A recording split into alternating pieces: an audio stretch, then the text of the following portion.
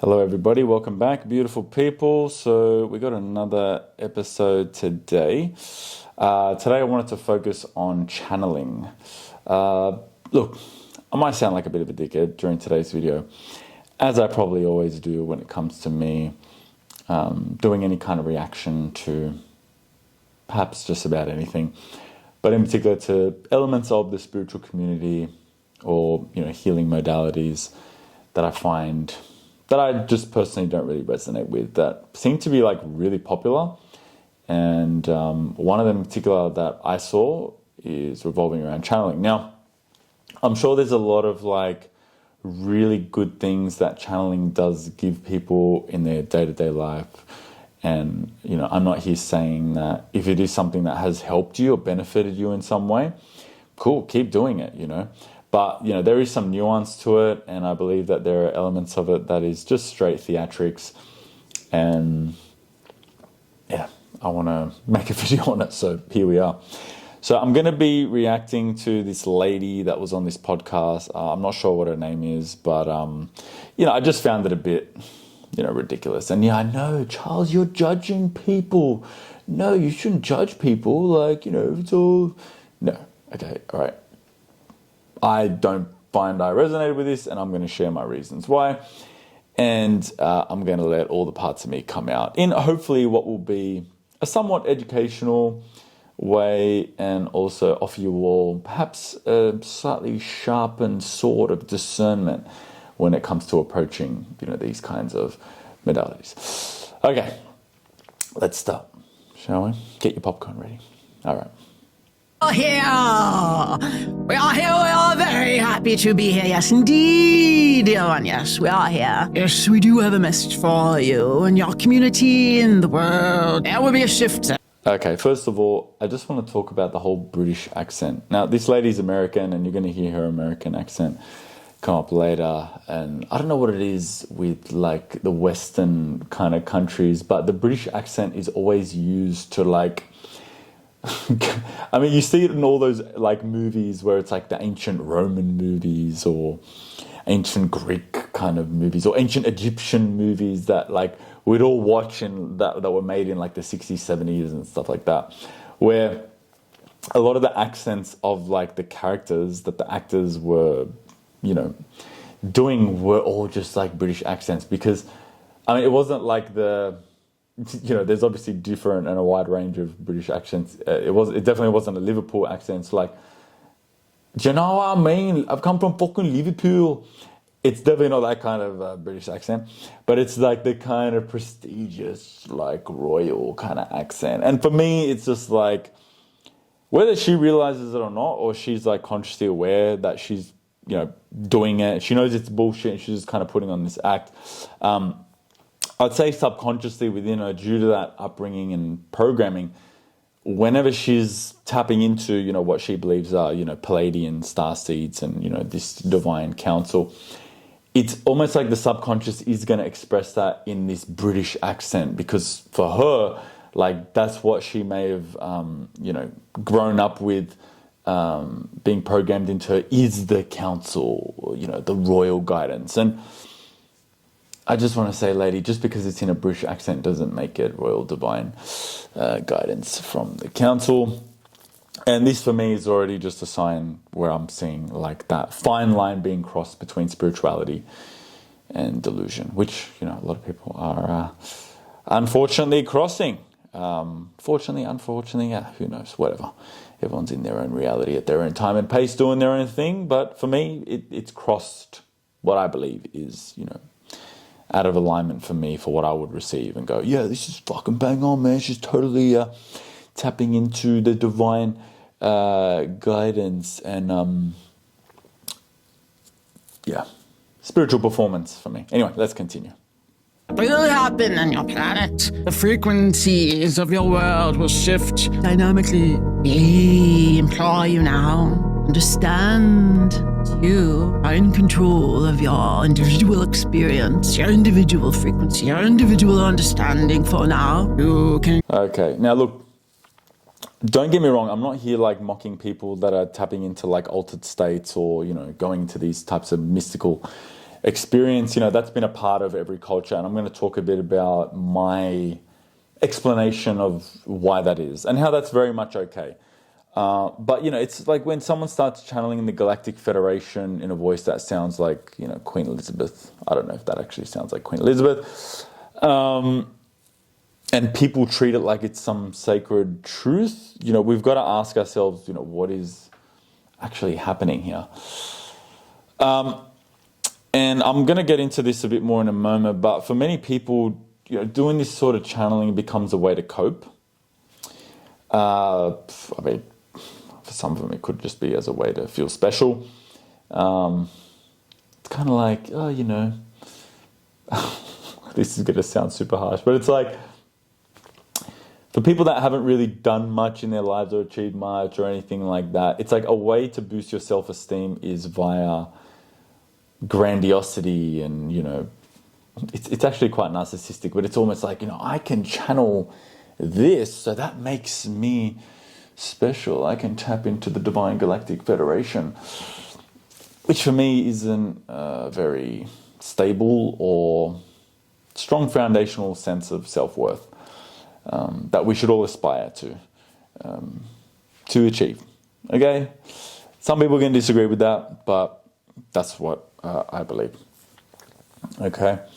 So yeah, basically it's, to feel special, to access meaning and avoid the unbearable complexity of being human, which I get. It is really, we're in this like uncertain experience. We don't know why we're here. Brings up this deep sense of like fear and like, who am I? What am I doing? And I totally get how, we can kind of fill in those blanks with things like this, either by embodying it or by listening to it and like kind of taking these messages in and going like, yeah, my God, man, it's a Galactic Federation, dude.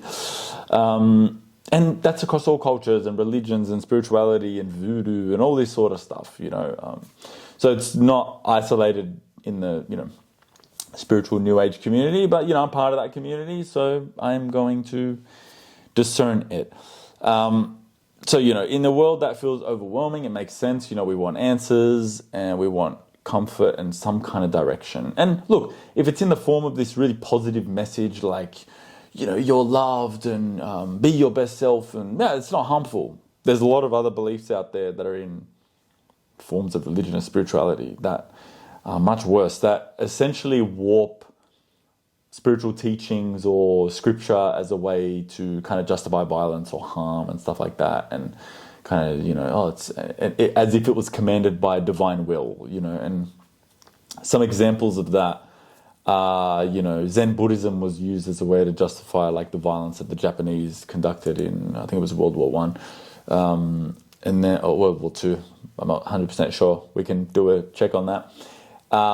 You've got like, there's these radical like Israeli settlers that are basically stating, that the Palestinians are Amalek, and Amalek are like the ancient rivals of the Israelites, and God commanded that they genocide the Amalek and kill their goats and babies and basically destroying everything. And some of these people in power in Israel like genuinely believe this. And I mean, the Prime Minister Benjamin Netanyahu actually referenced that Bible quote to kind of before the attack on the Palestinians commenced. And you've got these Fruit Loops in America, these evangelical, Christian zealots that basically believe that, all the Jews need to go back to the promised land, and then there'll be World War III and there'll be this huge Armageddon before the Messiah comes. And, it's just fucking bullshit. It's like basically justifying like a huge war that unfortunately these people have some type of influence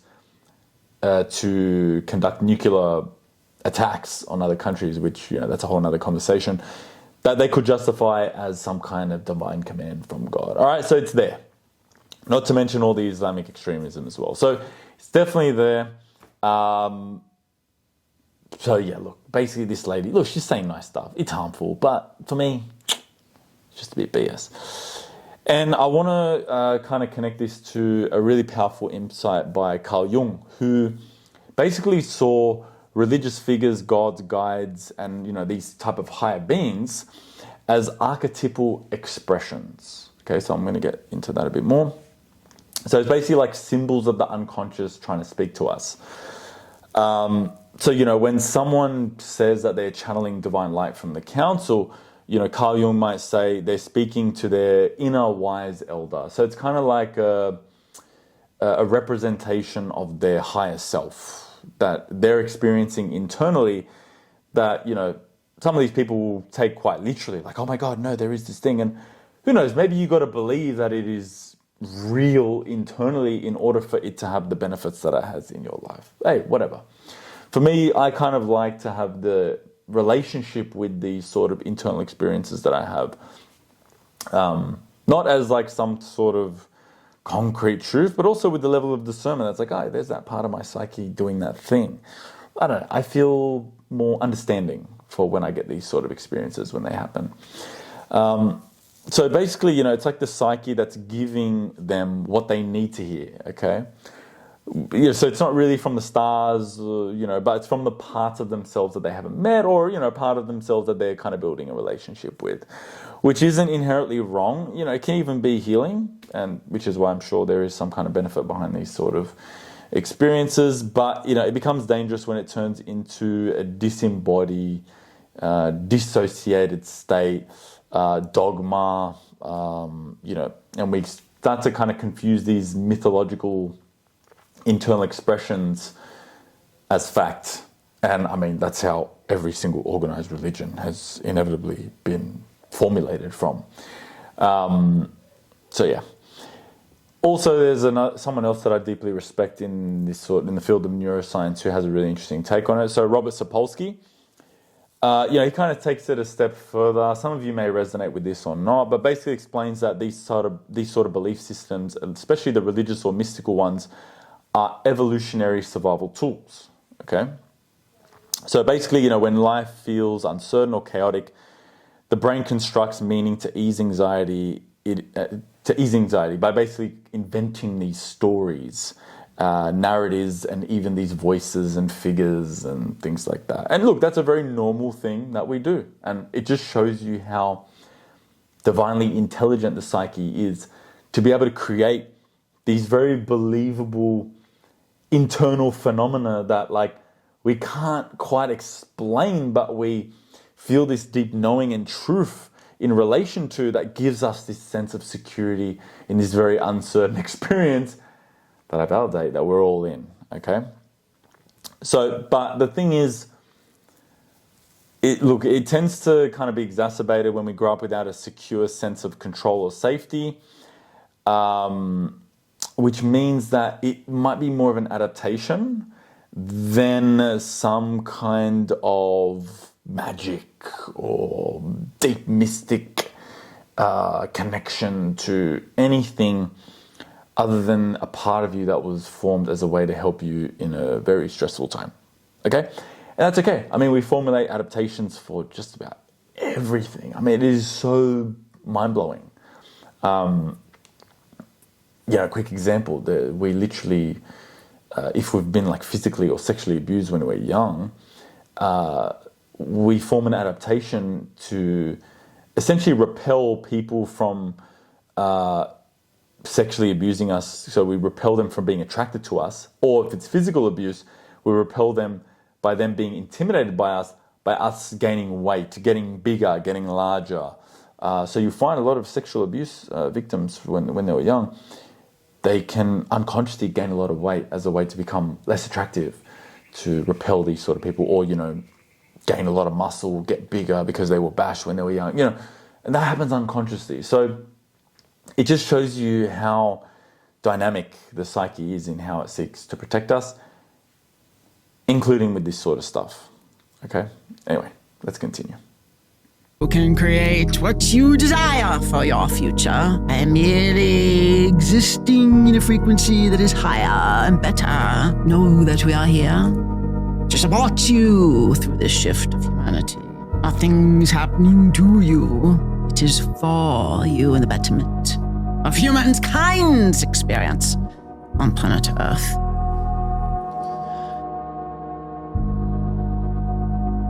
That was a lot. Wow. You see? Wow. Yeah. Do you know who that was, or That was the Great Council. how many of them are there? Okay, before we get into who that was, look, for me, it just sounds like this is a message that she's telling herself to help her cope with the reality of life, which we all have our stresses and our problems. I get it. It's cool. But I'm just not going to put it up on a pedestal and be like, oh my God, yeah, that lady is the divine intuitive channeler. Maybe she is. Maybe it's just my deep skepticism because of something that happened to me when I'm young that causes me to like kind of distrust people that claim to possess these sort of powers. Maybe it's a part of me that rejects his own. Who knows? Hey, look, I'm curious. But for now, this is the discernment that I have. And I invite everyone here to, just tread carefully, because there is a fine line between mystical experiences and psychosis. And this is something else I want to talk about. Hearing voices, altered states, grandiose beliefs about your mission on earth, these aren't just spiritual signs. They're also symptoms. They can be symptoms of schizophrenia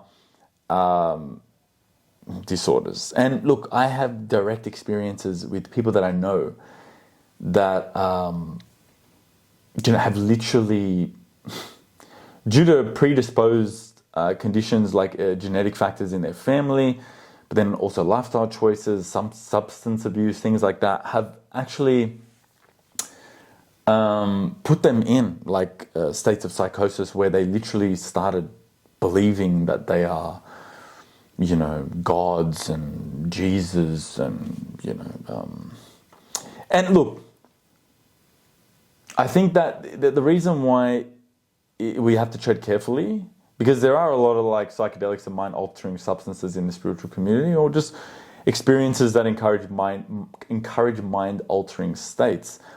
Are these mind-altering states that we're getting to, are they genuinely making us healthier? I mean, you see the average person that is experiencing some form of schizophrenia or psychosis, like, it can deeply impair them from living just a normal, healthy life. And look, I know I said the word normal, and some of you go, well, what's normal anyway? I mean, like, just being able to take care of yourself, like, have a relationship, experience love, like, be financially independent, not be on the street, like, that for me is what I would consider, like, healthy. Just the general health factors. So it's like, well, is any of this sort of stuff being presented by people that are deeply kind of experiencing this and kind of influencing us to experience it ourselves? And look, this gets into another conversation of like a lot of the shamans or mystics, medicine men, medicine women, voodoo healers, all these sort of people that were in the tribes that we experienced, for hundreds of thousands of years living in these tribes. Obviously not all of them, but I think it's fair to say that the people that were experiencing schizophrenia, or what we call schizophrenia now, back in those types of cultures, they did have the role as being like the medicine man, the healer, and maybe that's what these people are. Like I said, I'm curious, I'm open. I don't think all of them are. I think there is definitely some manipulation, bullshit, and theatrics that people that kind of claim to be this would then use to sell some kind of services and courses. I mean, I could fucking do this so good. Like, honestly, I could put a wig on. I mean, I don't have to put a wig on. I can literally just present myself as, the male that I am now. I'm really good at acting. I could present myself as a healer from the fifth dimension that is here to repel any of the negative energy that is coming forth to you. Ensure that you repel this and set up a barrier around you. A containment of negative energy that cannot sink into the deepest parts of your heart. Bang. That was all theatrics then. That was me literally just embodying like an archetype. Let's call it the trickster.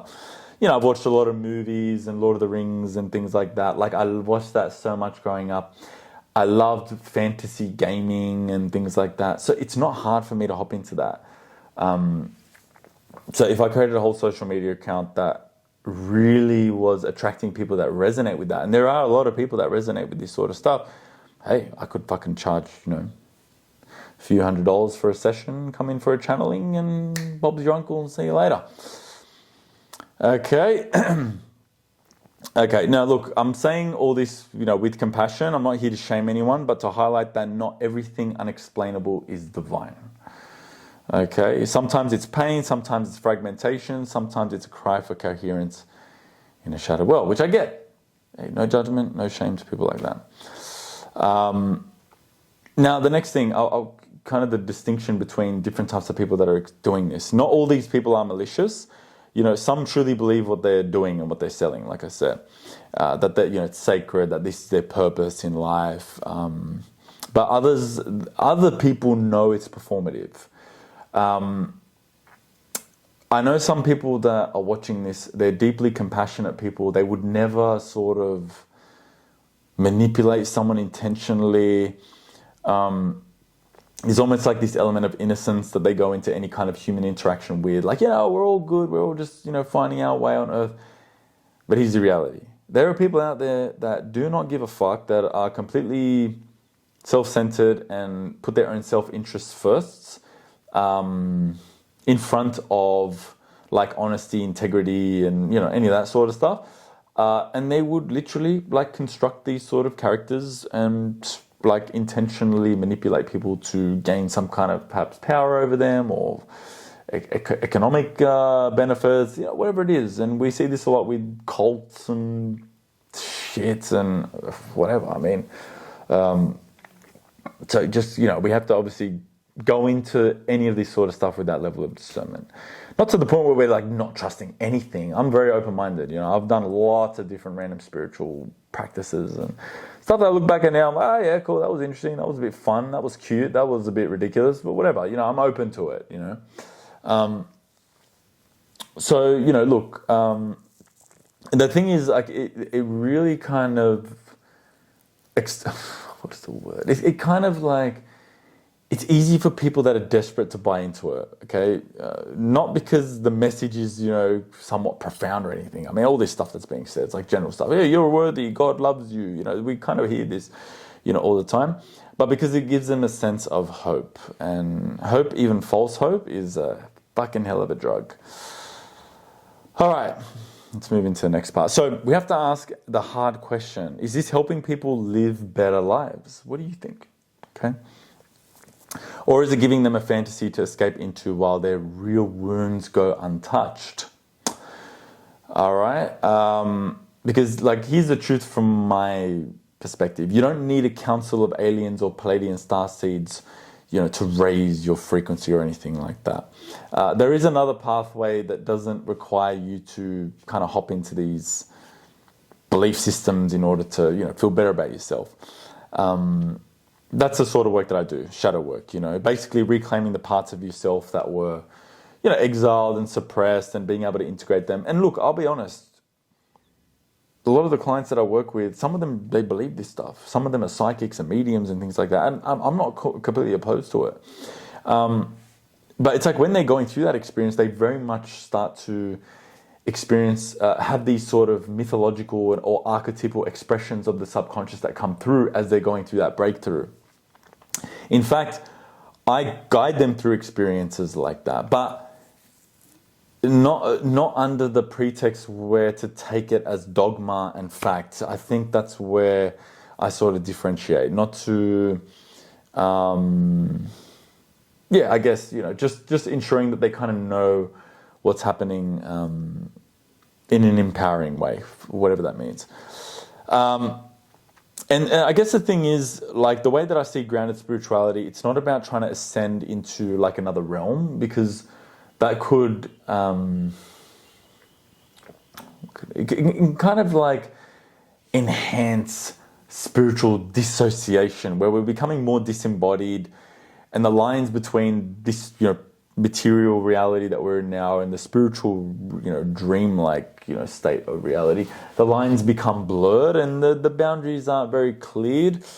And we're not necessarily embodying our truth or making our life here in this reality better, our physical reality. Is it getting better? Am I healthier? Are my relationships better? Is my business improving? Do I feel better about myself? I think these are the markers that we want to stay in touch with when it comes to any sort of practice that's claiming to, help us in some way. So, just to finish this off, first of all, let me finish the video and then we'll finish off.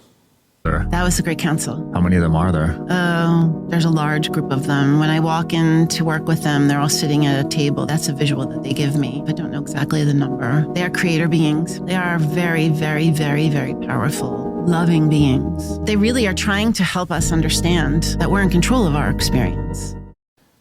Okay, cool. Yeah, it's a nice message, you know. It sounds like some regurgitated stuff that I've heard before because, hey, the subconscious, you know, when in times of distress, creates the same kind of story in a different way each time with different mythological or, you know, kind of spiritual beings that are representing that message. Okay, so to finish this off, if you've ever felt tempted to go through some sort of, you know, healing experience where it's the British accented alien queen guiding you, maybe just take a bit of a breath, okay? And just ask yourself, you know, what part of you is needing this voice? What part of you hasn't been met or heard in this world? Because maybe what you're really searching for, you know, isn't up there or through somebody else to deliver a message like that to you. It's right here in your body, in your story, in your shadow, in your soul. And I think that's the sort of work that I'd invite everybody who's gone through things like this or thinking about it to consider. Shadow work. Guys, thank you very much for tuning in today to today's show. I hope you enjoyed it. I hope it provided a bit of nuance and a balanced opinion when approaching this sort of stuff. Coming up on the 12th of July, I have a show in the Gold Coast at Burleigh Heads. Spots are almost run out, and I'm going to be launching the dates for my shows in Sydney and Melbourne. Please be sure to subscribe to this channel. It would mean a lot to me. I am building up this channel now, and yeah, really enjoying posting up the longer form content again. I think I went through a bit of a period of time where I stopped because I just didn't really know what I was talking about, and I was just sort of like, oh, let's talk about a fear of failure. Let's talk about this. And you know, I'm definitely going to be continuing to explore different concepts of the shadow and the inner work. But I feel like I'm finding more of my voice, my groove. And that happened a lot when my dog passed away early this year. I just felt this shift, man. And just like this, okay, all right. Like, fuck yeah, let's create some different stuff. And putting it out there on YouTube now has been awesome. Hope you have an awesome day. Like and subscribe. Put a comment on this video. Tell me what you thought. And yeah, much love and peace out.